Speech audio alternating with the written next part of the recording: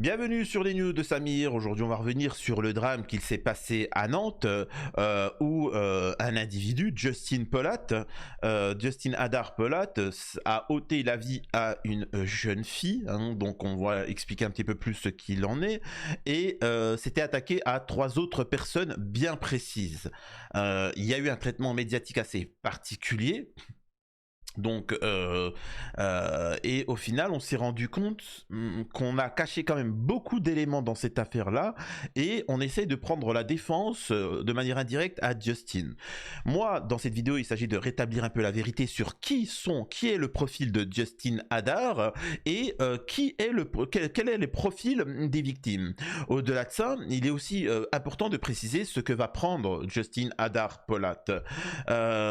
Donc voilà. Donc, mais juste avant, je vous invite, quand je dis va prendre, je parle de la peine de prison.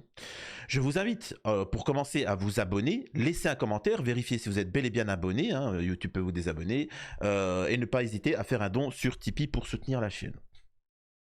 Alors, étrangement, le procureur s'est exprimé et on a du mal à savoir le nom des victimes. Comment elle s'appelle, c'est quoi son nom de famille, qu'est-ce qu'il en est. On le sait très bien, d'habitude on nous parle de qui était la personne, on nous dit qu'elle aimait jouer aux billes, elle avait des passions et ainsi de suite. C'est de la même manière que avec le conflit israélo-palestinien, où quand du côté palestinien il y a une victime, on t'explique tout son narratif pour l'humaniser. C'est important de l'humaniser. Voilà, il aimait bien jouer aux jeux vidéo, etc. Et toi tu seras là en mode mais moi aussi j'aime bien jouer aux jeux vidéo, tu vois, tu l'humanises, alors que quand c'est des, comment on appelle ça, des Palestiniens, on l'humanise pas, c'est des choses abstraites, c'est des chiffres, c'est des numéros, donc voilà, donc c'est important de le comprendre. Écoutez ça. Des lycéens.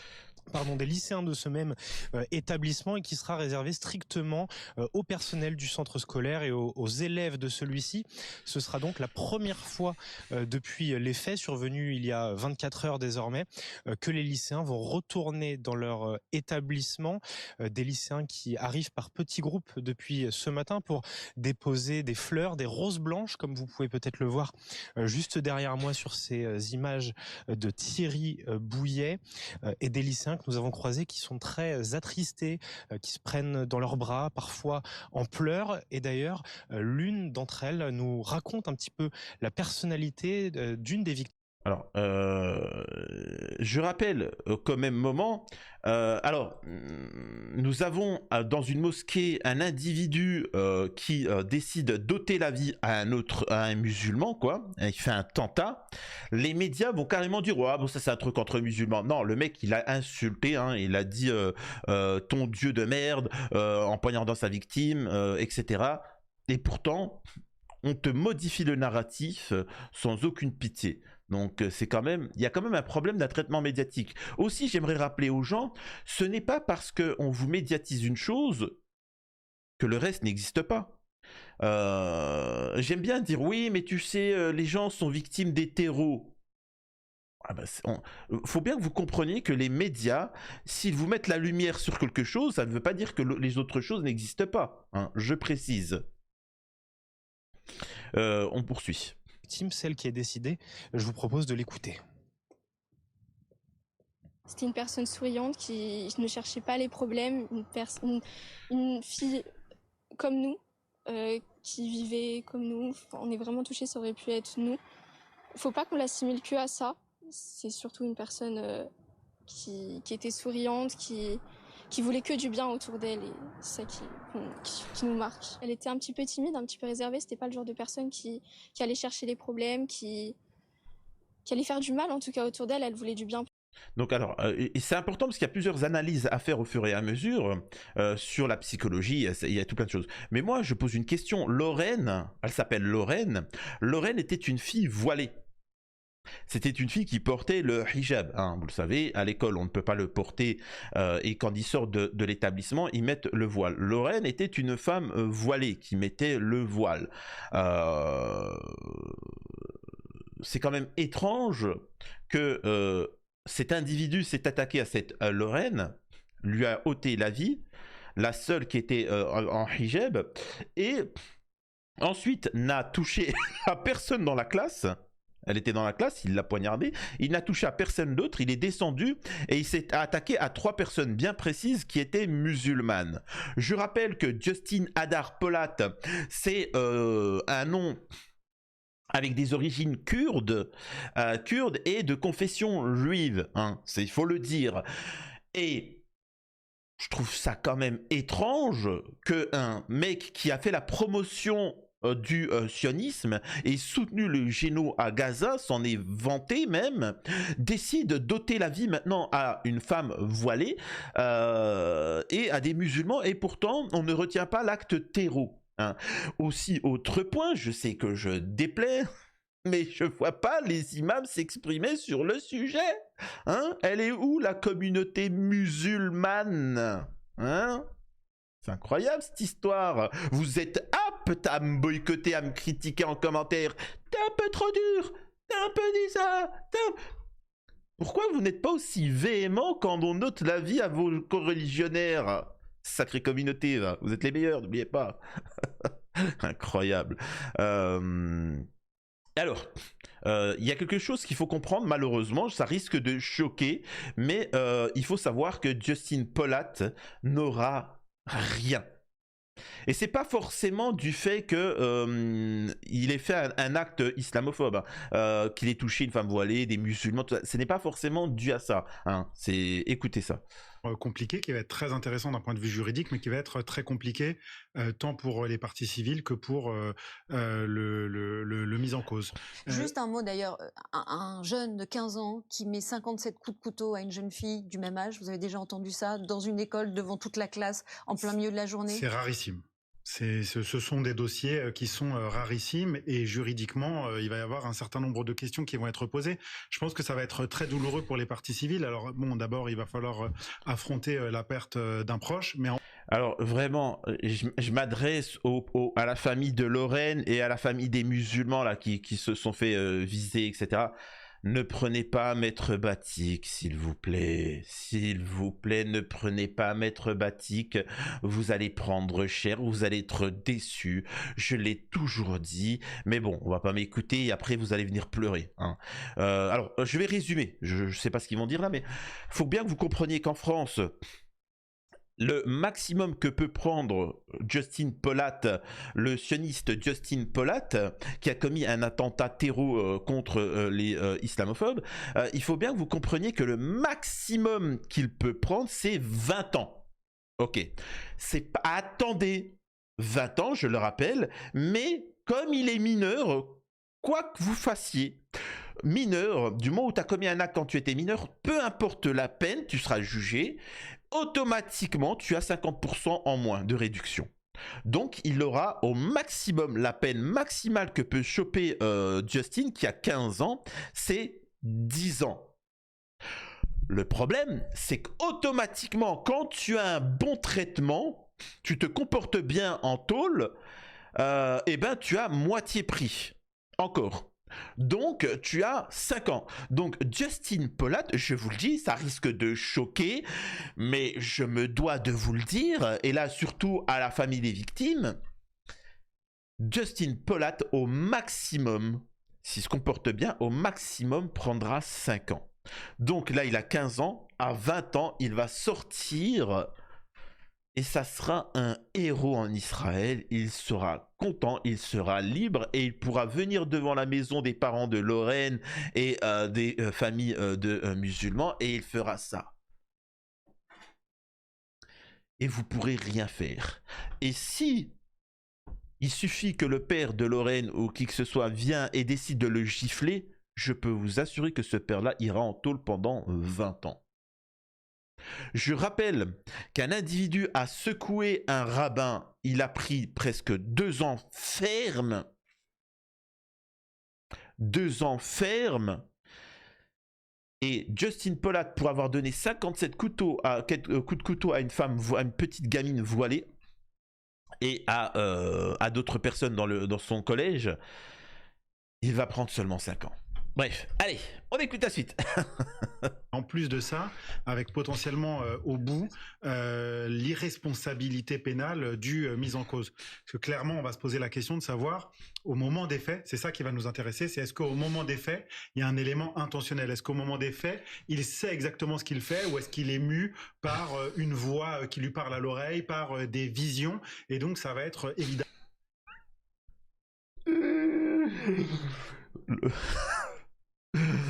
Alors, la voix qui te parle, ça s'appelle la conscience. Hein. Vous l'avez tous, hein. On est tous des êtres humains. Vous avez tous à un moment, vous savez, quand il y a quelqu'un qui vous embête, il y a une voix qui se dit défonce-le. Et puis, il y a une part de toi qui te dit non, c'est ton cerveau, appelle ça comme tu veux, l'âme, la conscience, ton cerveau, etc. Oui, j'ai une voix qui m'a dit qu'il fallait que j'ôte la vie à machin. Ouais, bon, la voix, le problème, c'est que la voix, c'est qui? Moi, il n'y a pas de souci. Moi, je suis. Regardez, on me dit que peut-être il a entendu une voix qui lui a dit de faire telle ou telle chose. Je veux bien te croire. Moi, je suis cartésien. Comment s'appelle cette voix-là? Hein? Ben, c'est qui? C'est ton voisin? C'est ton père qui t'a dit de faire ça? Non, c'est une voix dans ma tête. Ah, c'est dans ta tête. Ça t'appartient, c'est à toi, ok? Donc c'est toi le responsable. C'est tout. C'est aussi simple que ça. Évidemment mis sur la table. Le fait de mettre 57 coups de couteau, ça va être une circonstance qui sera presque à décharge, parce que on va, en tout cas, c'est ce que vont évidemment... Donc là, il est en train de dire, le fait qu'il ait mis autant de coups de couteau, bah, c'est plus en sa faveur. Ah, qu'est-ce que j'aime ce pays. Ah là là. Développer les avocats de la défense. C'est-à-dire qu'on ne peut pas être dans son état normal et mettre 57 coups de couteau, finalement. Si, justement. Alors, je vais vous expliquer très rapidement. J'ai une chaîne où je parle d'affaires criminelles. N'hésitez pas à vous abonner à toutes mes chaînes secondaires. Alors, je n'ai pas encore diffusé de vidéos, ça va être fait, hein, je prépare. Hein. Vraiment, je vous envoie... Je fais plein de vidéos pour vous en donner plein d'un coup, bref. Il faut savoir que quand tu vises, par exemple, les yeux, quand tu vises avec un couteau les yeux, ou etc. Quand tu vises, excusez-moi des termes, hein, les parties intimes, ça n'a pas la même signification. Quand tu attaques aux yeux ou par exemple aux parties intimes, ça n'a pas la même signification. Quand tu donnes 2 coups de couteau, ça n'a pas la même signification que quand tu en donnes 57. 57, alors je prends un peu de cours, ce que je voulais dire en vidéo, il faut comprendre, c'est qu'il y a eu un acharnement, il y avait quelque chose d'émotionnel, il y avait quelque chose vis-à-vis de cette fille-là. Et donc on le sait par la suite, cette Lorraine, c'est la seule qui donnait l'heure à ce misérable sionnard. C'était la seule qui s'exprimait avec lui. Et il faut savoir que les hommes, quand tu leur donnes l'heure, eh ben, ils se sentent plus pissés. Et donc, comme c'était la seule personne, la seule femme qui lui adressait l'heure, lui s'imaginait qu'il y avait un rapport particulier. Et quand cette Lorraine a dû rigoler à une blague, c'est-à-dire qu'elle a refusé de se mettre en couple avec lui, tout simplement parce qu'elle a 15 ans, hein, elle a 15 ans, hein, je sais que ça peut paraître étonnant pour certains, mais à 15 ans, bon, généralement, bon, bref. Et que, très certainement, je connais ce genre de profil de mec frustré, sionnard, victimaire. Il a dû voir la Lorraine rigoler à une blague d'un camarade de classe. Il l'a pris en travers de la gorge. Il a pris ça comme une tromperie. Et donc, il a décidé de se venger. Tu vois, de se venger. Donc, c'est un ensemble de choses comme ça. Et c'est pour ça que les femmes, souvent, mesdames, et je m'adresse à vous, mesdames, mesdemoiselles, ne donnez pas l'heure aux hommes quand ils ne vous intéressent pas ou autre. Même pas un bonjour ou tout ça. Souvent, les hommes le prennent mal. Vous savez, moi, je fais partie d'une génération où on draguait. Alors, c'est quelque chose que, même à l'époque, c'était rare. Hein, il fallait avoir le courage de draguer. C'est-à-dire que quand tu voyais une femme, tout ça, qu'elle te plaisait, tu disais... Hey, salut, ça va, je me permets de t'interrompre, si ça ne dérange pas. Et tu l'abordes et tu parles. Et tu essaies de la tchatcher, et puis après de l'emmener boire un verre, et puis voilà, et puis faire ce qu'il y a à faire. Et donc, le problème, c'est que si elle te dit « barre-toi, ça m'intéresse pas, casse-toi », eh ben tu laisses, tu n'insistes pas. tu n'assistes pas. Et elles ont raison. Si ça m'intéresse pas, salut, au revoir, pam, tu traces. Parce que le problème de laisser une porte d'ouverture à des salauds, c'est que après ils s'imaginent que ils ont espoir. Donc quand vous voyez une femme être de manière dure, en mode allez barre-toi, elle a raison. Parce que le problème, c'est que quand elle a été polie avec certains en disant excuse-moi, ça ne m'intéresse pas, ceci ou cela, non, machin, etc. Eh ben ils insistent. Ils insistent et après ça donne des coups de couteau. Donc mesdames, soyez sans pitié. Faut pas être gentil, faut pas faire le bénévolat. C'est presque une circonstance qui va aider la défense. Et puis tout ça est encadré par l'article 122-1 alinéa 1 du code pénal, c'est l'abolition ou l'altération du discernement. S'il y a une abolition du discernement, c'est-à-dire que si le psychologue et le psychiatre constatent qu'au moment des faits, il avait des visions, il entendait des voix, eh bien il ne pourra pas être jugé. C'est quand même incroyable. Hein. C'est je sais pas quoi vous dire. Hein. Y a quand même quelque chose qui est assez étrange. On essaie de prendre la défense de ce Justin Polat, expliquer qu'il a des troubles psy. Je m'interroge. Évoquer ça pour dire que il s'agit d'un jeune dont les difficultés ont été repérées très vite par sa propre mère, ce qui n'est pas toujours le cas. D'une part, et que ces difficultés ont pu être prises en compte à la fois par des éducateurs, donc en l'occurrence de la maison des ados, mais également par la structure éducative dans laquelle il était. Après, s'il suffisait de voir un psychiatre ou un psychologue une fois pour être certain qu'il n'y ait plus d'événements aussi graves, ça serait malheureusement très bien, mais ces difficultés ont été repérées, prises. Vous voyez comment ils essayent de le défendre petit à petit. Et moi, je pose la question, pourquoi le procureur ne s'exprime pas sur le nom? Pourquoi on ne donne pas le nom des victimes? Au moins les prénoms. Pourquoi on n'explique pas que Lorraine, Karim, Messoud... Pourquoi on ne dit pas le nom des victimes? Moi, c'est la question que je me pose. Je sais pas, ça m'interpelle. Pourquoi on n'explique pas que cette fille était voilée? Donc voilà, je sais pas, je m'interroge. Donc voilà, alors là je vais vous montrer le passage où on apprend que c'était la seule personne qui lui donnait l'heure. Avec vous les hypothèses de mobile, évidemment, concernant ces événements. Lui-même n'en donne aucun dans son audition en garde à vue, ou plus exactement, il a l'air de dire qu'il pourrait en donner plusieurs. Donc, à l'heure où nous parlons, où je vous parle, il n'y a absolument aucun mobile. Les mobiles, je vous les ai dit. C'est pour ça qu'il a dit, il n'y en a pas un qui a déterminé l'autre. C'est un ensemble de mobiles. C'est-à-dire que c'est pour ma tribu. Moi, en tant que sioniste, ces personnes-là soutenaient les Palestiniens. Moi, je n'ai pas supporté ça. Netanyahou a expliqué et l'extrême droite ont expliqué qu'il fallait faire la même chose à Gaza qu'en France. Eh ben j'ai appliqué. Moi, Justin Hadar Polat de confession juive, j'ai décidé d'agir. Voilà, j'ai décidé d'agir. Et donc voilà, donc c'est aussi simple que ça. Malgré tout, il y a le fait que, je vous le rappelle, que par exemple, il y a des gens qui sont assistes. Ils sont assistes, pas de nature, hein, mais ils aimeraient bien se taper des gonzesses. Et le problème, c'est qu'ils se disent, ça dépend de son origine, comme ils voient que Corinne de la Conta se tape Mohamed, eh ben, il va avoir une haine contre les Mohamed parce que il se dit que sans les Mohamed, il a rien, en réalité, il a rien contre Mohamed. Mais sans les Mohamed, peut-être qu'il pourrait avoir plus de chances de se taper Corinne. Hein, c'est comme ça, hein, c'est comme ceux qui veulent l'anarchie, la révolution, la ère civile. Ils s'imaginent que quand il y aura la ère civile et tout ce que tu veux, les femmes seront dans la rue face à des sauvages, etc. Que tout le monde sera à la maison et que lui pourra avoir un fusil à pompe et protéger un groupe de 50 femmes dans une maison et qui pourra les engrosser. Hein, c'est comme ça qu'ils pensent, hein, les mecs, les anarchistes, les révolutionnaires, les choses comme ça. C'est uniquement ça. Mesdames, si vous m'écoutez, sachez que tous les hommes sont au courant de ça. Hein. Tous ceux qui appellent à la révolution, la ère civile, etc., ils rêvent juste de vous mettre à 50 dans un endroit, que vous n'ayez pas le droit de sortir parce que, oh mon Dieu, il y a des zombies musulmans qui veulent vous truquer pour pouvoir vous engrosser. C'est pour ça qu'ils veulent la ère civile. Hein. parce qu'ils ne peuvent pas avoir accès à votre boule. D'un autre camp, il y a des gens qui vont soutenir par exemple les musulmans, les palestiniens dans des manifs pour se taper. Tout est lié à vous, mesdames.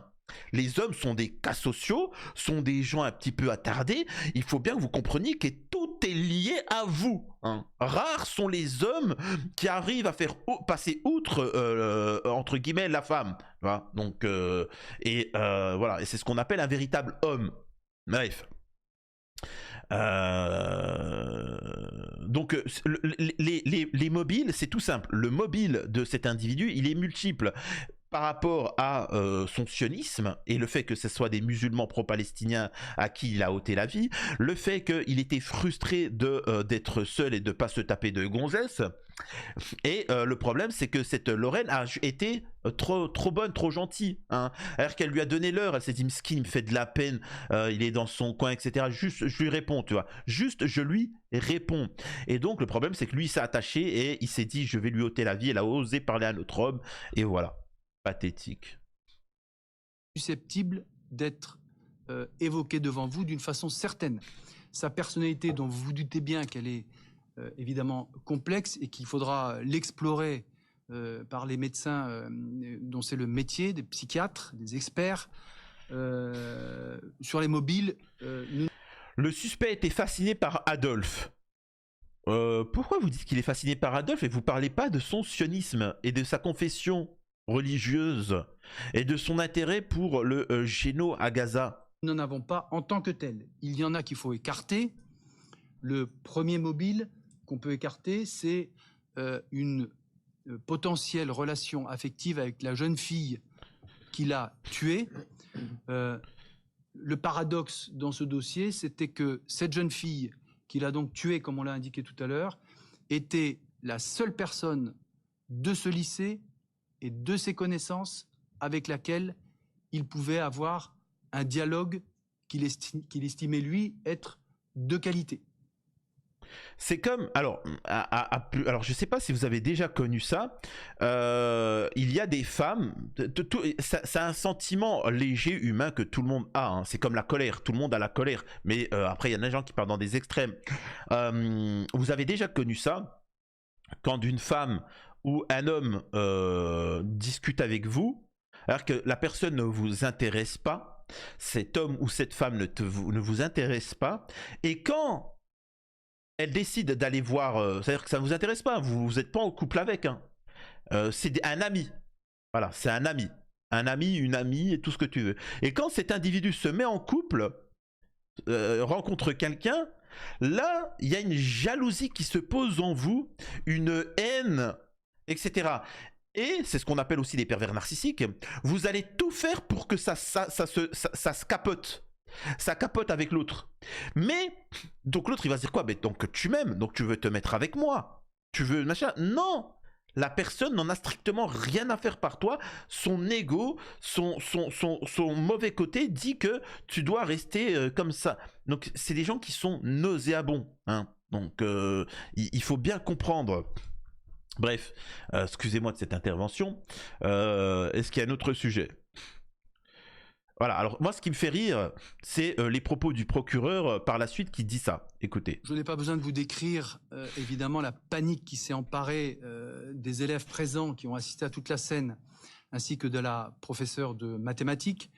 La professeure de mathématiques réussit avec un certain nombre de ses élèves à quitter la pièce. Et le jeune homme, à ce moment-là, quitte la pièce également, traverse le couloir et se rend dans la pièce d'en face, où se dispense un cours d'anglais avec des élèves à la fois assis sur des chaises, puisque la professeure d'anglais diffuse un film, et certains élèves étant par ailleurs assis sur les tables. Le jeune homme entre dans cette pièce, le couteau à la main, et sans distinction aucune et au hasard, s'en prend à 3 étudiantes, donc ceux dont j'évoquais tout à l'heure l'âge et le sexe, 2 garçons, une jeune fille. C'est un mensonge. Tout ceci n'est qu'un vulgaire mensonge. Pourquoi? Il faut savoir que Justin Polat, le sioniste, avant tout, il n'est pas venu, il a fait ça. Il est venu en cours, il a regardé si la fille, elle était là, dans quelle salle de classe elle était, Il est parti, il a fait les repérages. Ensuite, il est parti se changer, prendre son sac, ses couteaux, etc. Et il est revenu pour faire son acte. Ensuite, il a visé que des personnalités avec qui il avait eu des échanges et qui étaient pro-palestiniens et musulmans. Hein. Donc c'est ça. Hein. Donc non, ce n'est pas au hasard. Encore une fois, il faut sauver le soldat Justin Polat et malheureusement, ils vont y arriver. Alors, je rappelle pour les gens, ça va vous surprendre, il ne prendra que 5 ans. C'était les news de Samir, j'espère que ça vous a plu. N'hésitez pas à laisser un commentaire pour soutenir la chaîne et un petit don sur Tipeee. Des bisous à tous.